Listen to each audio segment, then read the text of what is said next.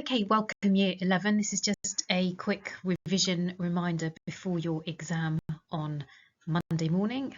This component 2, this section is about the reading paper. So the first thing you will need to check will be for your reading paper, are you referring to the correct resource? This is the paper, the non-fiction paper, where there are two resources. One will be most likely an article, a modern day article from the 21st century, and the other will be from the 19th century. It could be an article or it could be another text like a diary entry. Both will be connected by the same theme. So questions 1 and 2, you're answering about the modern article. Questions 3 and 4, you need to write about the 19th century text, and questions 5 and 6, you refer to both together. So this is a typical example of the 21st century article, so just a typical newspaper article with pictures and with text, and you'll need to use this for questions 1 and 2.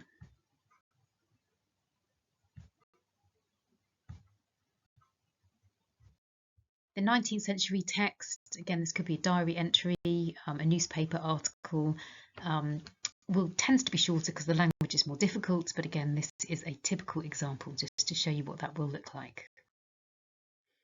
Okay, and as I said at the beginning of the presentation, questions 5 and 6 are going to ask you to refer to both resources.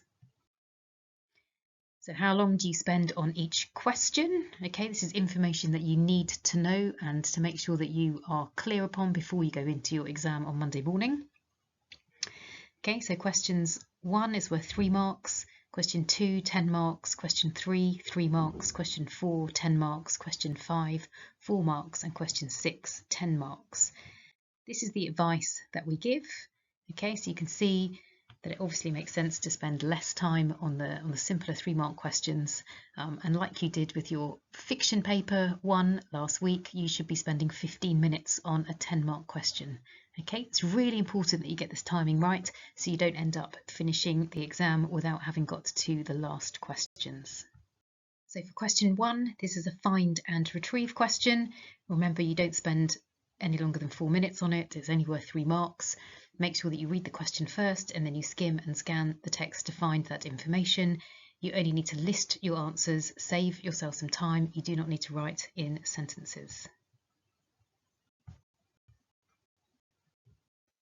This gives you a typical example of a question 1. The questions here you can see are nice and simple.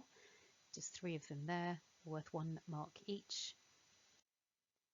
You can see from the model answers here that you simply are just listing your information in a nice, clear format. Question 2 is a 10-mark question. You'll need to spend 15 minutes on this question. You'll need to spend 5 minutes highlighting your possible answers once you have read the question and highlighted the key words from that question. You need to find a range of evidence.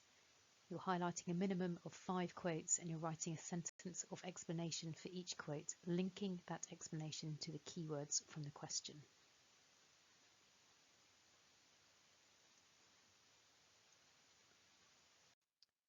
So if you look here, how does the writer Alan Lee try to show that Jumbo was a much-loved Victorian sensation? The first thing that I'm going to do when I look at this question, I'm going to look at the key words, which in this case would be much loved and Victorian sensation.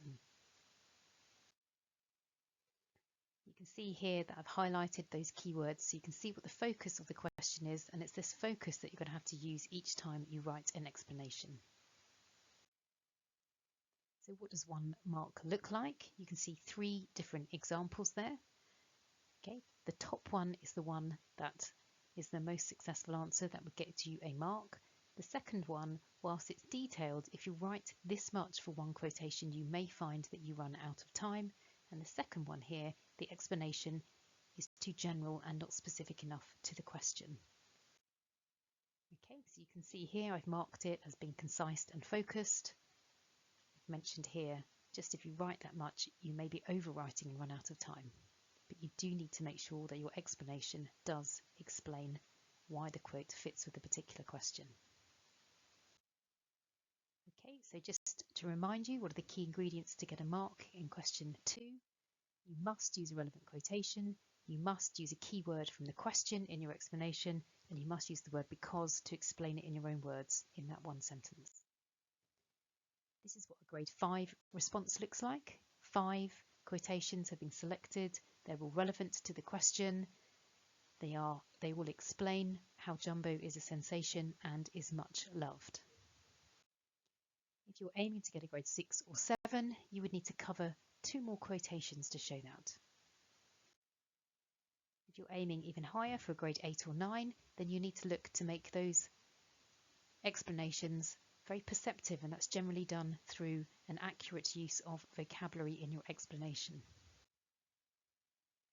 If you look here, a sort of higher level analysis would be to notice that the language used is emotive, and just to explain in a more nuanced way the fact that when Jumbo was taken away, the way the children behaved suggested devastation at his departure. For question 3, you must change to the 19th century text. It will start with the short answer 3-mark questions as you did for question 1, but you must remember to change text. You're going to read the questions first, and then you're going to skim and scan to find that information. An example of a question 3. I'll just leave you to read those. Okay, and then your answers to a question 3.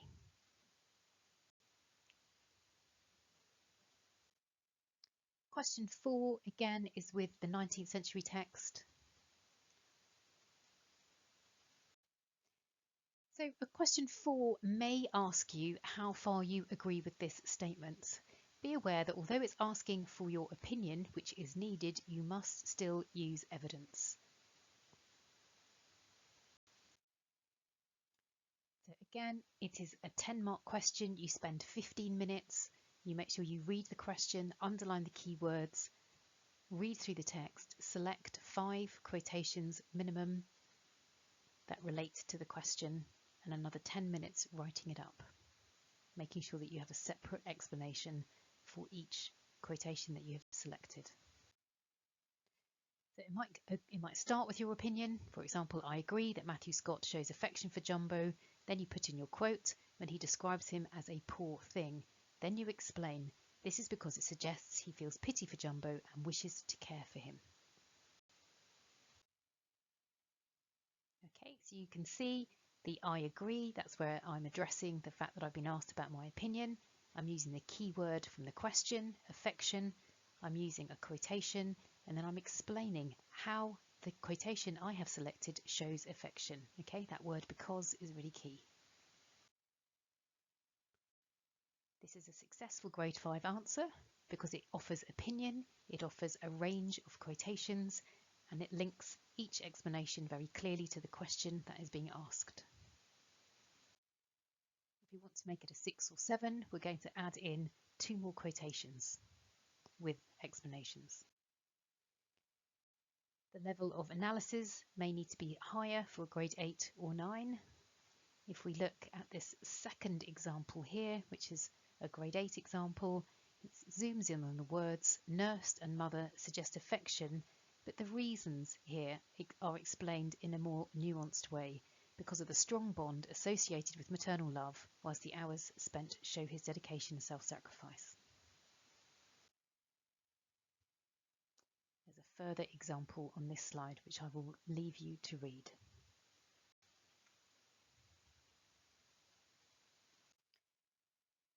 Question 5, you will need to refer to both texts. It's a synthesis question, it's not a comparison. It's going to ask you to read the question and highlight the keyword so you know what to look for. You're looking for that keyword in both texts, so the relevant examples that link to the question from both texts. When you answer the question, you need to cite very clearly which text you are referring to. So it might be that you say in the newspaper article, or you might refer to the writer of the article, or you might say in the 19th century diary entry, if that's what it is. But you must be clear which text you are writing about.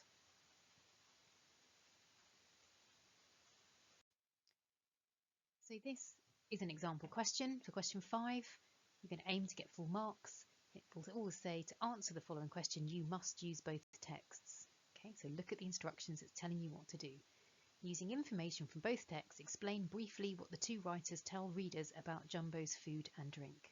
So if I was answering this question, I would be skimming and scanning both texts to see what they say about food and drink. And then able just to write it up in my own words. That's what it means to summarise in your own words. I have named the article where I've got my information from. So in this case, the Matthew Scott's biography. I've listed a couple of things that it mentions about food and drink. And then I do the same thing in the newspaper article. I'm not having to compare. I'm just having to draw the information that they have in common across both texts. You can see here you're not going to be writing much more than 4 sentences trying to find 2 things that are said about the food and drink from one text and 2 things from the second text.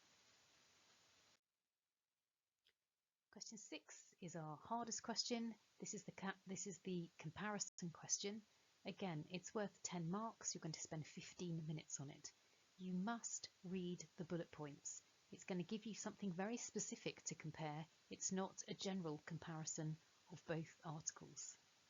You're going to try and find at least 3 relevant pieces of evidence from each text and explore how they are similar or different.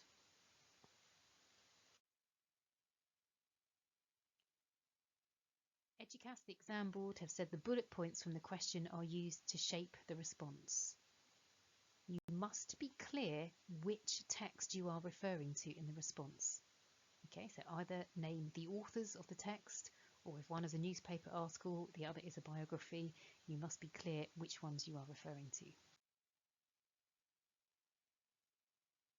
Okay, the examiners noticed that the weaker responses just offered a general comparison. They didn't really read the bullet point, or weaker responses also don't tend to have very much textual evidence, so quotations. Okay, so here's an example question. Both of these texts about Jumbo the elephant and his life in London Zoo is asking you, or telling you, sorry, what it is you should compare. And it says, compare what the 2 writers tell readers about Jumbo's life in London Zoo. So when you reread your text, you're skimming and scanning, and you're making just a note of anything they say about Jumbo's life in London Zoo. Again, you're looking really for 3 pairs of quotations across the 2 texts. Okay, so it might be, if you've got time, you might want to just scribble down just a few bullet points. What does the article say about Jumbo's life in the zoo, and what does the biography say? So it might look something like that. It's possibly more detailed than you'd manage in the exam, but it might help you just draw out that information, or at least you're highlighting or underlining it. Okay, here is your comparison. If I give you an example, in Lee's article, he suggests that Jumbo's life at the zoo was busy because it drew millions of visitors. Similarly, Scott, so now referring to the biography, says that he was industrious because he carried around children almost daily for 20 years. So you can see here, I've used a pair of quotes, a second pair of quotes, and a third pair of quotes. Okay, that's going to be a successful grade 5 answer. Okay, if you want to improve your response to question 6, you could address how the writers get their views across. So you might wanted to mention the positive details that Scott focuses on, whereas Lee tends to focus on more negative details. And there are a few other ideas just on that slide that you can note as you go through the paper.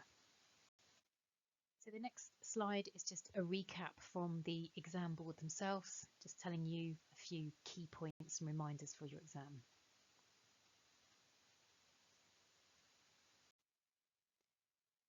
Tells you some very straightforward information, but it is important. Read the instructions at the start of each question. Don't lose marks on questions 1 and 3 by not reading the question properly. Remember the mark tariff, so how many marks are awarded per question, and plan your time accordingly. Okay, so know those timings mentioned at the beginning of this presentation. Okay, keep the focus of the question firmly in mind. That means you must underline the keywords in the question before you start writing your answer.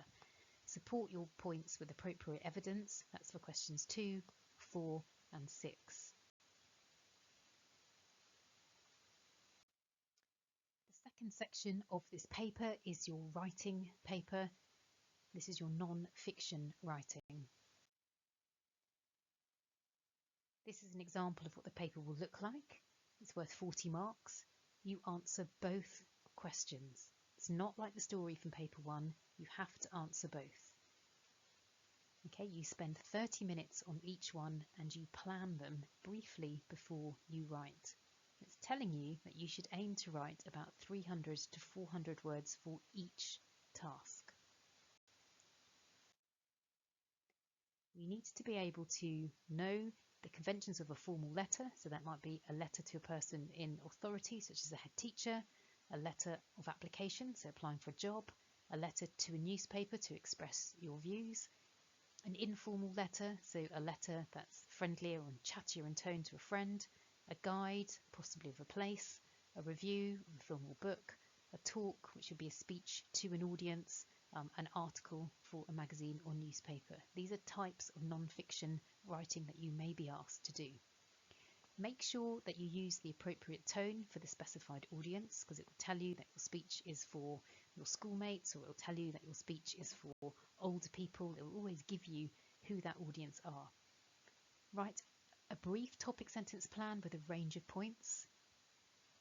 You're aiming to write 5 paragraphs, a brief introduction, 3 main paragraphs that are nicely developed, followed by a conclusion. When you're writing a developed paragraph, use a strong topic sentence, so your opening sentence to the paragraph. Follow it with specific examples or facts or statistics or a quotation from an expert, all on that same topic. You need to make sure you're consistently writing in one tense. You need to check that you've punctuated your sentences correctly, so full stops and no comma splicing, so no joining complete sentences with commas, please. Use a range of sentence structures, sophisticated vocabulary, and make sure your spelling is as accurate as possible. I will see you all on Monday morning. Good luck with your revision.